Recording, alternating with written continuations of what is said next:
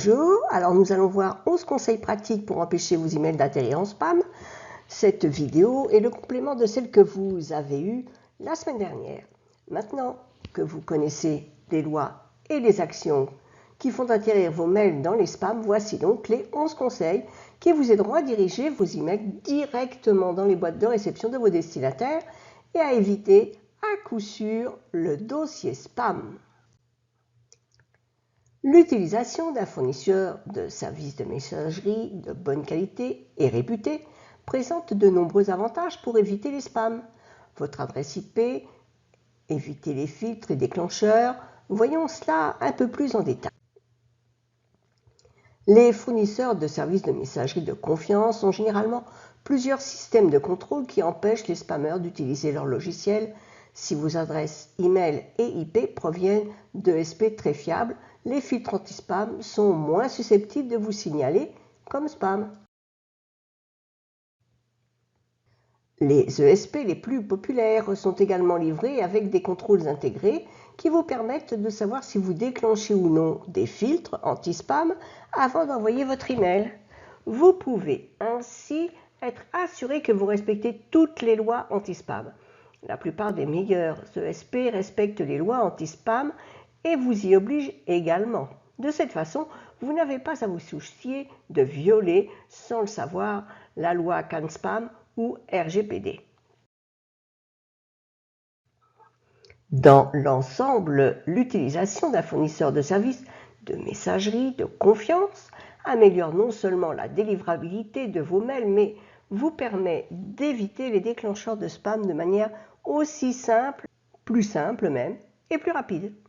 Comme je viens de le dire, l'authentification par email implique la publication d'un ensemble de protocoles d'authentification que les fournisseurs de services de messagerie utiliseront lorsqu'ils recevront les mails pour s'assurer qu'il s'agit bien de vos mails.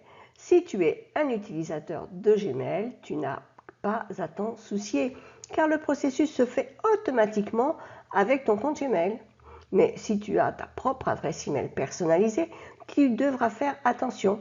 Il existe 4 méthodes d'authentification que nous allons détailler maintenant. Alors, en comparant l'adresse IP de l'expéditeur et les adresses IP autorisées à envoyer depuis votre domaine pour confirmer votre identité, il s'agit de SPF. Le second, cela garantit que les messages ne sont pas modifiés pendant le processus d'envoi. Il s'agit de DKIM. Ensuite, il y a le SPF et le DKIM. DMARC, par contre, va vous permettre d'attacher votre logo aux emails pour les rendre plus reconnaissables, ainsi que BIMI. Ils seront ainsi mieux acceptés par vos destinataires. Pour mettre en place ces méthodes d'authentification, il vous suffit d'ajouter des enregistrements TXT dans les gestions des DNS de votre domaine. Cela peut être fait via votre fournisseur de messagerie.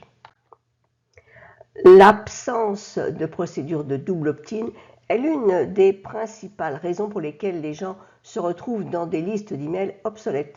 Or, une liste d'emails inactive ou désintéressée par le sujet peut faire chuter votre délivrabilité. Lors de la création de votre liste d'emails, vous avez 2 options pour vos formulaires d'inscription, opt-in, simple ou double. Voyons d'abord simple opt-in. Le problème avec les systèmes d'opt-in unique est que n'importe qui peut saisir n'importe quelle adresse email, qu'elle est une faute de frappe ou qu'elle n'existe même pas, et elle sera automatiquement ajoutée à votre liste de diffusion. Cela peut augmenter considérablement votre taux de rebond, vous envoyant directement dans les dossiers de spam. Alors qu'avec le double opt-in, celui-ci est un système qui garantit que chaque adresse email ajoutée à votre liste fonctionne réellement. Cela donne également à vos abonnés une autre chance de décider s'ils veulent vraiment rejoindre votre liste. Avoir un système en double opt-in dès le départ garantit que vous créez une liste d'abonnés actifs et intéressés, ce qui réduit vos chances d'être marqué comme spam et améliore aussi votre délivrabilité à long terme. Il est intéressant de nettoyer régulièrement sa liste. Même avec un système de double opt-in, votre liste de diffusion ne sera plus toujours à jour avec le temps. les gens changent leur adresse email, changent leur centre d'intérêt. Une liste autrefois efficace avec des abonnés actifs et intéressés peut se transformer en une liste de prospects obsolètes. Pour éviter que cela ne se produise, il est recommandé de nettoyer régulièrement votre liste de diffusion d'email marketing et de vous débarrasser des abonnés inactifs.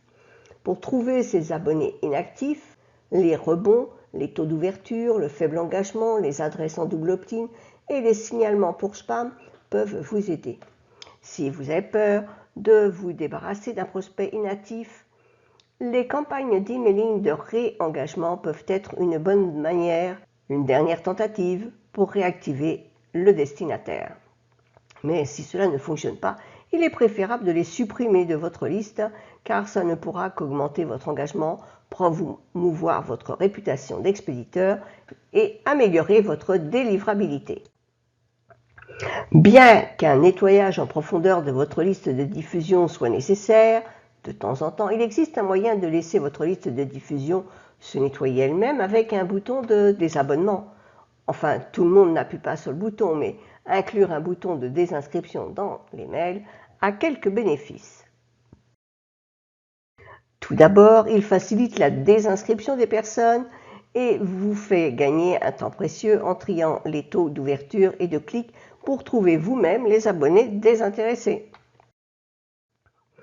C'est une exigence de la part des lois anti-spam en plus, y compris la réglementation européenne RGPD. Il est préférable que les gens se désabonnent plutôt que de marquer les mails comme spam. Cette pratique de marquer les mails comme spam donnera une mauvaise réputation à l'expéditeur et des problèmes importants de délivrabilité. Ce n'est pas ce que vous cherchez, je pense. De plus, vous pouvez également ajouter un bouton de préférence. Cela donne aux abonnés la possibilité d'ajuster leurs préférences, leur permettant de choisir les campagnes d'emailing qu'ils souhaitent recevoir, etc. Cela réduit votre nombre de désinscriptions tout en évitant les signalements pour spam. Les abonnés seront plus engagés car ils recevront du contenu qui les intéresse réellement. L'ajout d'un bouton de désabonnement et de préférence vous permettra de conserver les abonnés qui serviront votre réputation d'expéditeur plutôt que de l'entraver. Il faut donc demander à vos abonnés de vous ajouter à votre liste pour éviter de partir directement dans les spams. Avec un mail de bienvenue, une demande d'ajout, communiquer, expliquer, nous voyons ça. Lorsque vous avez un nouvel abonné, envoyez-lui un mail de bienvenue. Dans cet email, ajoutez une section demandant à votre nouvel abonné de vous ajouter la liste blanche. De cette façon, tous les futurs emails arriveront dans sa boîte de réception et ne seront jamais catégorisés comme spam. Commencez votre communication par « Pour vous assurer de ne jamais manquer un email, veuillez ajouter, on note l'adresse email, à vos contacts ou à votre liste blanche. » Ensuite, vous expliquez à vos abonnés comment faire exactement. Regardez sur cette diapositive, vous expliquez pour les principaux fournisseurs de services de messagerie comment il faut procéder. Vous lui donnez les informations sur la fréquence à laquelle il va recevoir vos informations, sur quel sujet aussi, et vous proposez un commentaire ou une question de la part de votre nouvel abonné. Comme nous le savons, les mots déclencheurs de spam sont des mots et des phrases que l'on trouve souvent dans les spams pour inciter le lecteur à agir. Mais voilà quelques exemples de mots déclencheurs de spam comme « cliquez ici »,« une fois dans une vie »,« meilleur prix pour un accès instantané »,« commandez maintenant »,« illimité »,« aucune obligation »,« milliards d'euros »,« gratuit », etc. Malheureusement, il y en a des centaines d'autres, y compris avec un simple mot comme « obtenir ». Il est impossible de les éviter complètement, mais il est important de s'en éloigner, au moins dans les lignes d'objets. L'utilisation de mots déclencheurs de spam dans votre contenu devrait convenir tant que vous ne faites rien d'autre qui pourrait déclencher un filtre anti-spam. La conception et le contenu de votre email peuvent les empêcher d'atteindre la boîte de réception en jouant un rôle important dans le filtrage des spams. Voici donc quelques conseils pratiques indiquant exactement quoi faire pour vaincre les filtres. Tout d'abord, évitez les mots déclencheurs de spam dans votre objet. Ensuite, assurez-vous que la ligne d'objet correspond au fournisseur de services de messagerie, correspond à votre contenu et n'induit pas le destinataire en erreur pour qu'il ouvre votre mail. Vous pouvez toujours être créatif tout en restant honnête et transparent. Ensuite, il faut avoir une adresse d'expédition claire. Le destinataire doit toujours savoir de qui provient l'email et l'adresse de l'expéditeur doit correspondre au fournisseur de messagerie et au nom de l'expéditeur. Enfin, incluez votre adresse physique pour éviter de vous exposer à une amende et puis assurez-vous surtout de bien l'ajouter quelque part dans le mail.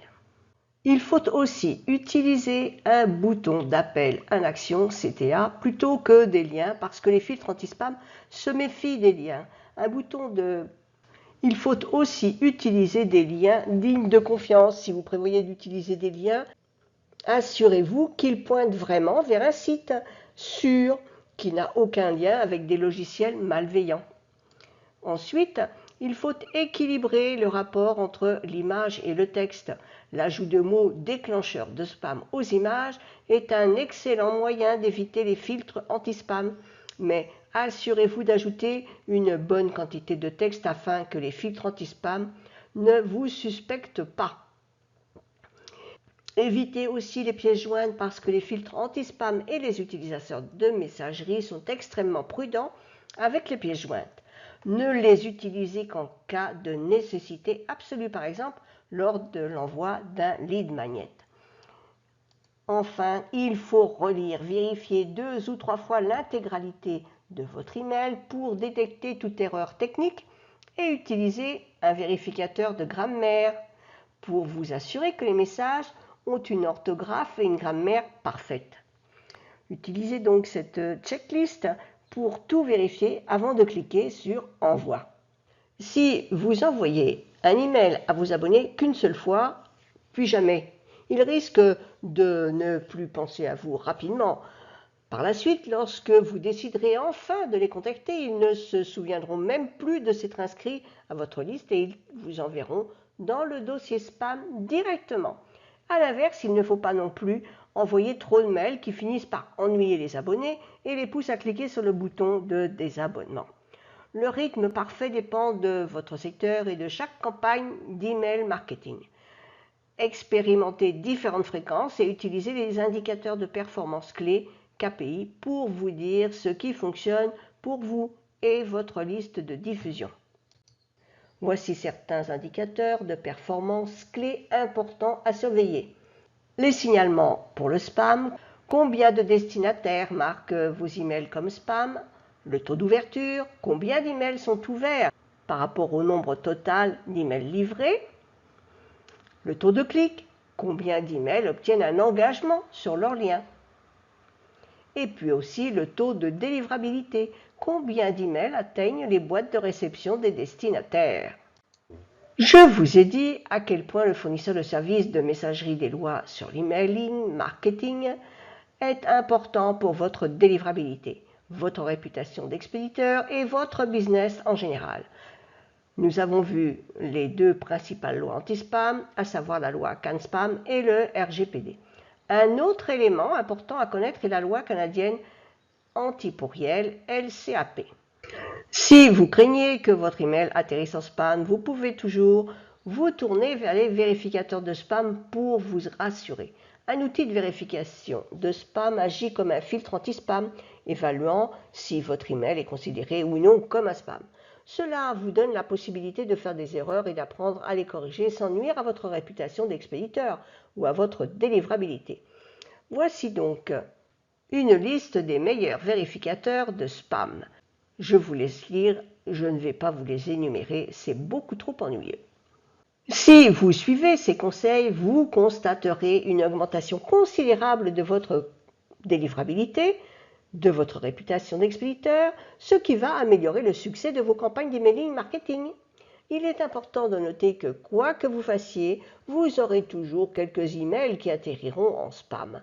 Si vous recherchez une plateforme d'emailing marketing de bonne qualité pour vous aider à vaincre les filtres anti-spam Essayez System.io, un outil tout en un qui propose tout ce dont vous avez besoin pour gérer votre business en ligne. Vous pouvez même commencer gratuitement avec le plan gratuit dans lequel vous pouvez envoyer des emails en illimité jusqu'à avoir 2000 contacts. C'est quand même pas mal. Et puis cela évite à vos emails d'aller dans le dossier de spam avec ce petit guide en 11 étapes de System.io que j'ai mis en vidéo.